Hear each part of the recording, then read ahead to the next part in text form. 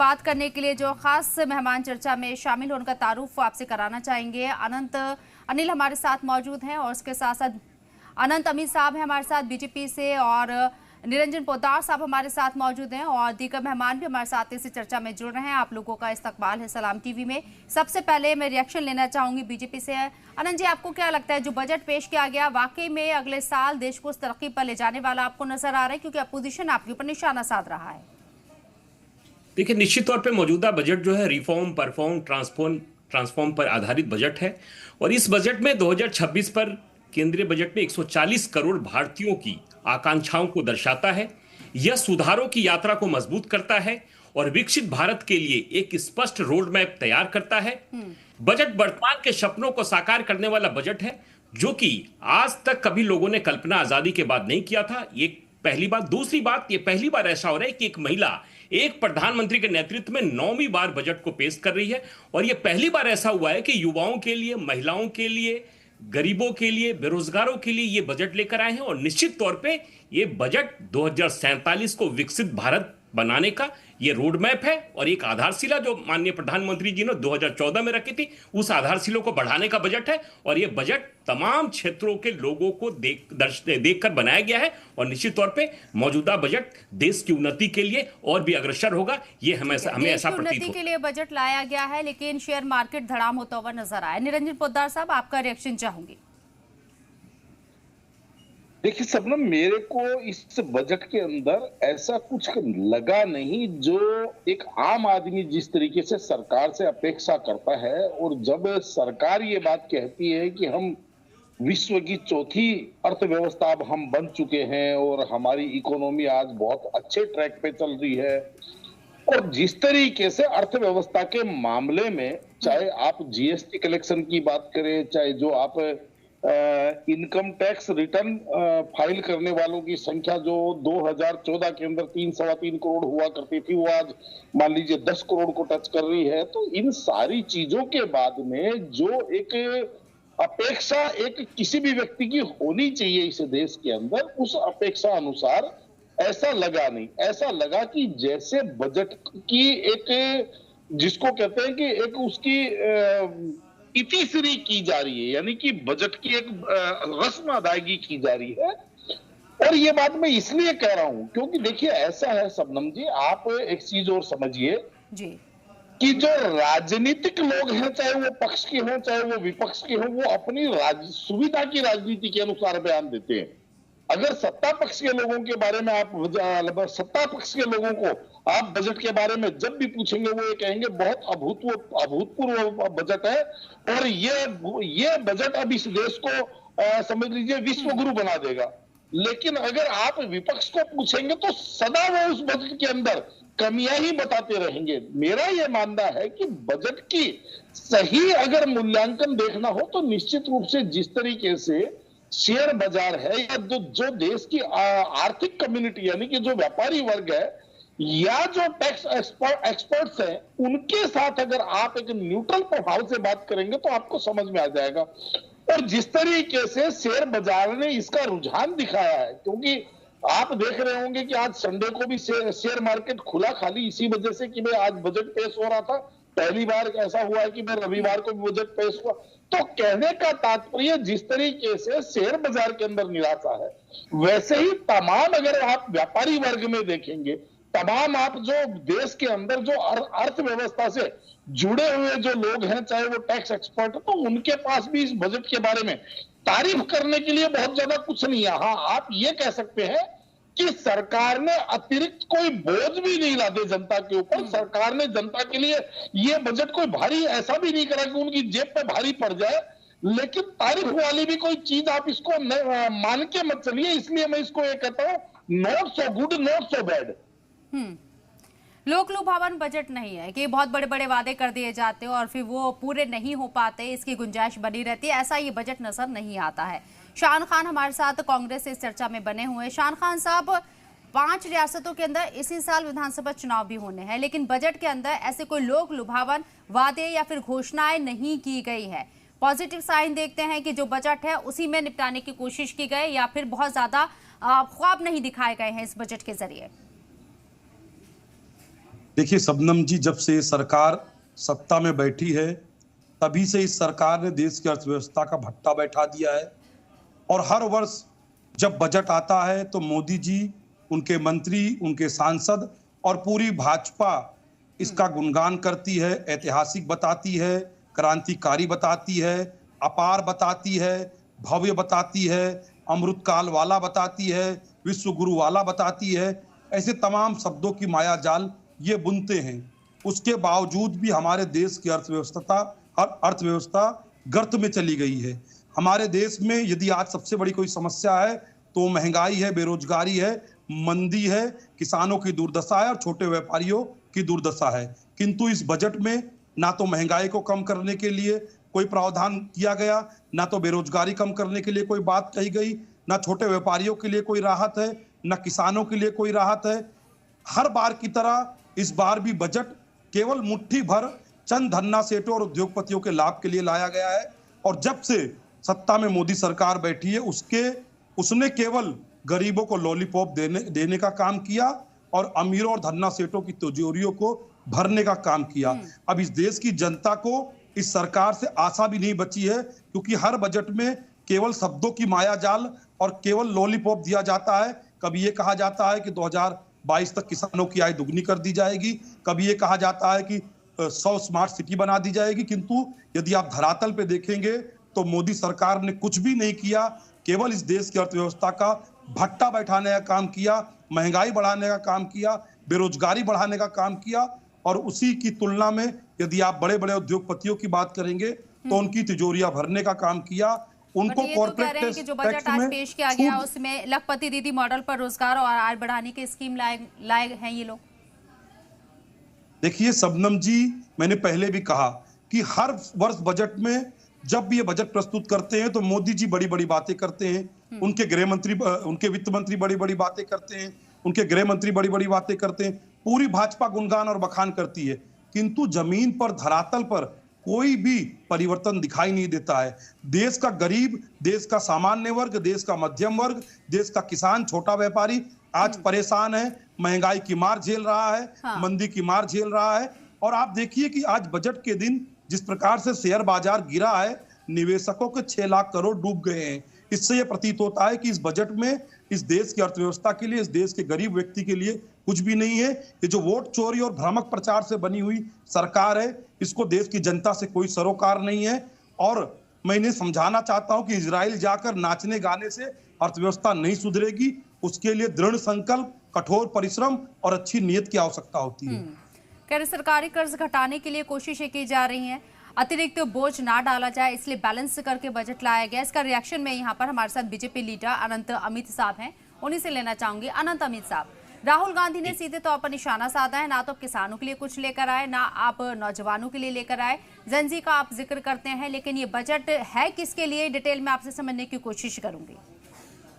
जी शबनम जी, आपके सवाल बड़े जायज है। अभी पोद्दार साहब और कांग्रेस के मित्र भी जो सवाल उठा रहे थे, मैं उन तमाम सवालों का, आपके सवालों के साथ उनका भी जवाब देता हूं। विगत 12 वर्षों से हमारी सरकार है, ये 12वीं बार हमने बजट पेश किया है हमारी माननीय मोदी जी के नेतृत्व में सरकार बनने के बाद।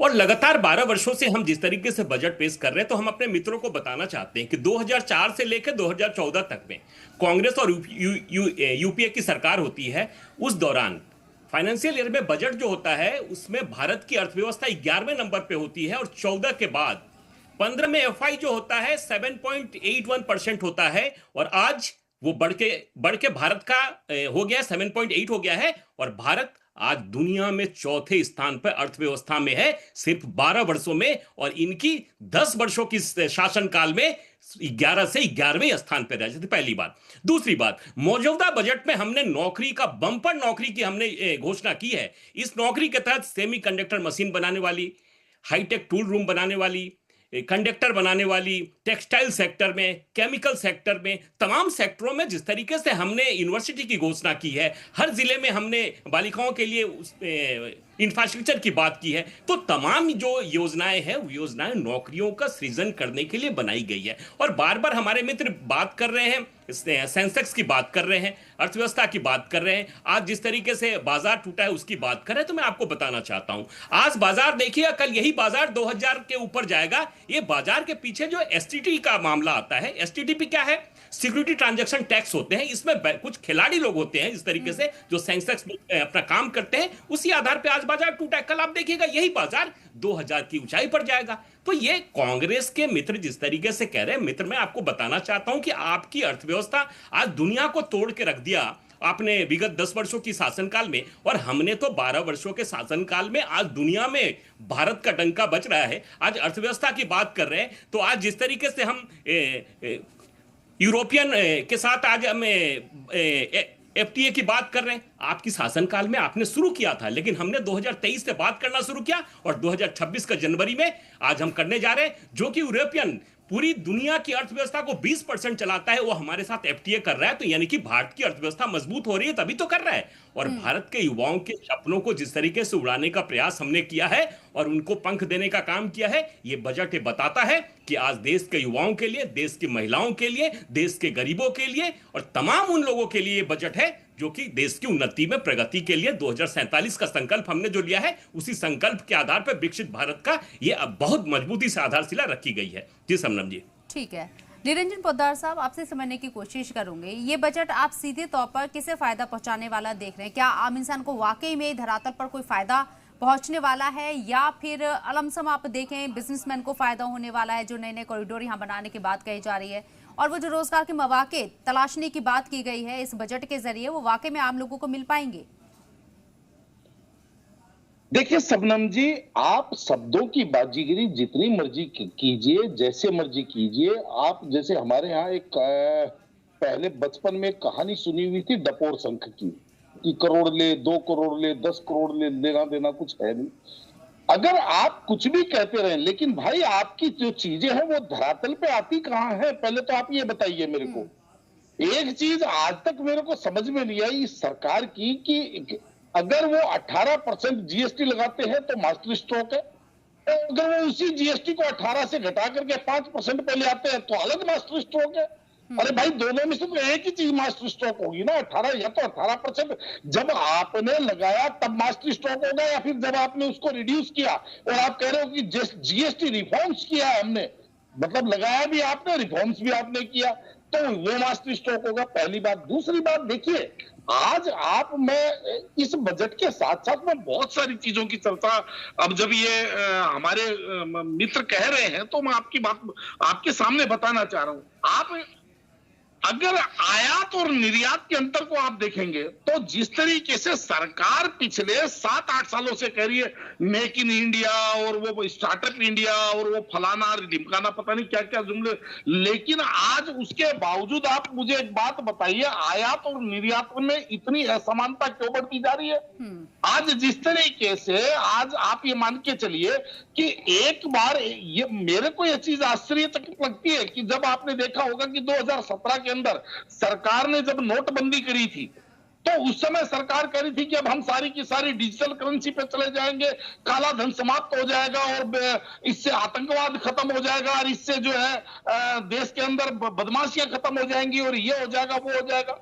मेरे को आज तक ये चीज समझ में नहीं आई शबनम जी कि उसके बाद में वो जो डिजिटल करेंसी थी वो कहां चली गई, वो वापस काला धन वापस वो नकली नोट वापस, वो सारी की सारी व्यवस्थाएं। तो फिर इसका मतलब आपने उसके बाद में उसके ऊपर कोई आपने कहा वर्क नहीं करा। उसके बाद में आप डिजिटल करेंसी छोड़ करके उसके बाद में आप मेक इन इंडिया पे आ गए, और मेक इन इंडिया के अंदर आज आप मतलब समझ लीजिए जिस तरीके से आप विदेशी कंपनियों के लिए हमारे आप दरवाजे खोल रहे हैं, तो वो मेक इन इंडिया को बढ़ावा देगा या मेक इन इंडिया को वो नीचे जाएगा? और दूसरी बात, अगर आप मेक इन इंडिया की बात कर रहे हैं तो मेक इन इंडिया के लिए यहाँ के उद्योग धंधों को बढ़ाने के लिए धरातल पे सरकार ने किया क्या? मैं तो इनके विद्वान से विद्वान व्यक्तियों को कहता हूँ, आप चलिए दिल्ली के इंडस्ट्रियल एरिया के अंदर, आप चलिए यूपी के इंडस्ट्रियल एरिया के अंदर, आप चलिए हरियाणा के जो भी आपके इंडस्ट्रियल एरिया, वहां की सबसे पहले तो सड़कों को ही देख लीजिए, उसके बाद में आज भी शबनम जी मुझे कहते हुए बड़ा आश्चर्य होता है कि आप उत्तर प्रदेश के अंदर बिजली विभाग को कहिए कि मैं यहाँ पे एक मैन्युफैक्चरिंग यूनिट लगाना चाहती हूँ, मेरे को यहाँ पे 300 किलोवाट का मुझे पावर कनेक्शन चाहिए। बिजली विभाग के कर्मचारी कहेंगे आपका इसके अंदर 16 लाख रुपए के तो आपकी इसके अंदर वो बने एस्टिमेट बनेगा, 16 लाख रुपए तो आपको सरकार को जमा कराने हैं, 8 लाख रुपए आपको हमारे को घूस देनी है। ये मेक इन इंडिया की हरकत है कि अगर मैं अगर अपनी मैन्युफैक्चरिंग यूनिट लगाता हूँ, उद्योग धंधा लगाता हूँ, तो उसके लिए ट्रांसफार्मर जो धरवाऊंगा, जो बिजली के तार खींचे जाएंगे, जो खंभे लगेंगे, वो उसका पैसा मैं भरूंगा और वो संपत्ति सरकार की बन जाएगी।